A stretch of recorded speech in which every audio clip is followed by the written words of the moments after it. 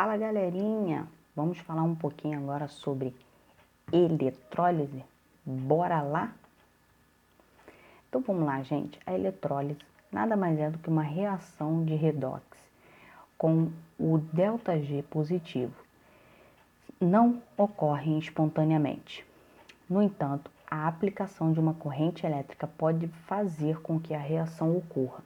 A eletrólise é um processo de formação de uma reação que ocorre na direção não espontânea. Então, uma célula eletrolítica é a célula eletroquímica onde ocorre a eletrólise. A célula eletrolítica, Então, ela é formada por dois eletrodos ou condutores metálicos que podem fazer contato elétrico com o conteúdo da célula. O anodo positivo, eletrodo onde ocorre a oxidação, elétrons saem da célula eletrolítica. Cátodo, que é o polo negativo, é o eletrodo onde ocorre a redução. Os elétrons entram na célula eletrolítica.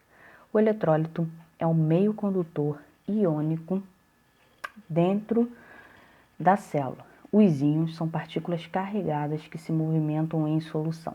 Diferente das pilhas, os eletrodos estão no mesmo compartimento e fazem uso de atenção em eletrólito.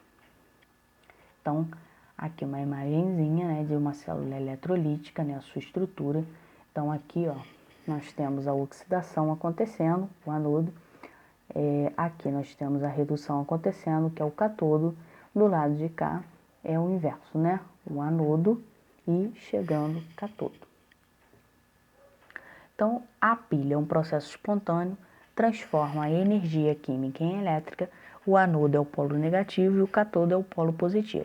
Na eletrólise, o processo não é espontâneo, transforma energia elétrica em química, o anodo passa a ser o polo positivo e o cátodo o polo negativo. Então, aqui uma imagem, O anodo ele transfere os elétrons, polo positivo, atrai os ânions e ocorre a oxidação. O cátodo recebe os elétrons, polo negativo, atrai os cátions e ocorre a redução.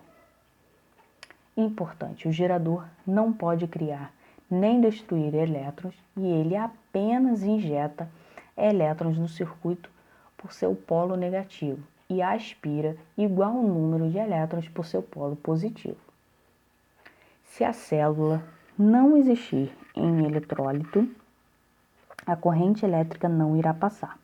Existindo um eletrólito, cada um de seus íons migrará para o eletrodo de sinal contrário ao seu e lá irá perder ou ganhar elétrons, e esse fato causará a passagem da corrente elétrica e alterações químicas dos íons.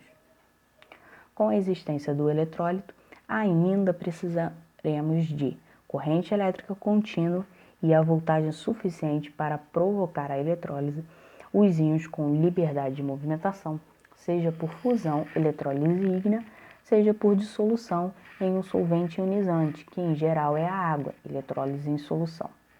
Então, o que é a eletrólise ígnea, galera?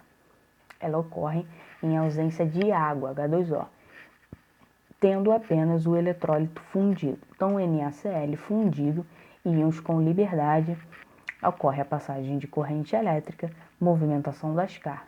Então, o cátodo vai ser o Na, que ele vai estar ali recebendo os elétrons, e o anodo, que é o Cl, vai estar liberando esses elétrons, Então, o ânion sempre o anodo. Ainda na eletrólise ígnea, o potencial dessas eletrólises, o potencial da fonte deverá ser sempre maior do que o potencial da reação inversa para que ocorra a eletrólise. Então, na eletrólise do NaCl, temos Na mais um elétron, aí a gente tem o índice de potencial menos 2,71, e o Cl mais um elétron, ele tem um potencial de mais 1,36. O seu ΔE vai ser de 4,07 volts para a reação espontânea. A energia fornecida pela fonte deverá ser maior do que 4,07 volts para que a eletrólise ocorra. Então, os eletrodos usados devem apresentar grande resistência ao calor. e os eletrólitos presentes e a passagem da corrente elétrica, um eletrodo que nestas condições não sofre alteração alguma é chamado de eletrodo inerte, que é no caso do grafite e a platina. Caso tenhamos um eletrodo inerte, teremos um eletrodo ativo ou reativo. A eletrólise em solução, que é aquela em água, né? Ela ocorre na presença de água, resultando diferentes da eletrólise ígnea, pois há também a ionização da água. Então, utilizamos o NaCl, nós temos H2O, vai formar H+, mais OH-, e NaCl vai separar em Na mais Cl. Entre Na mais H+, o polo é negativo, prefere descarregar o H+. Entre o Cl- e o OH-, o polo positivo prefere descarregar o Cl-. Esse comportamento de descarga dos íons é dado pela própria tabela dos potenciais padrão de eletrodo, né? Que é a fila de tensão eletrolítica. Então, aqui, ó, nós temos a imagem, né? Então, a facilidade é crescente de acordo com a carga. Então, a carga aumenta, a facilidade aumenta também, né? Entre os cátions e ânions, isso ocorre.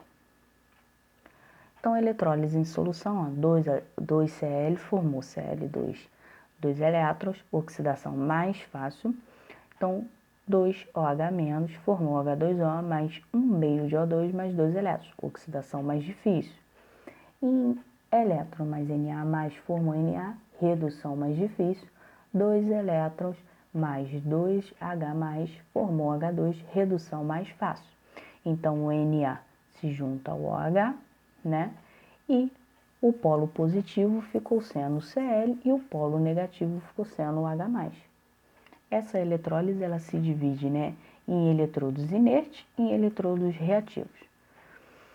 Com eletrodos inertes, apenas os solutos solventes sofrerão a eletrólise. Então, a eletrólise do HCl em solução, né? Segundo a tabelinha de prioridade de descarga, temos que o polo negativo é o H+, e o polo positivo vai ser o Cl-.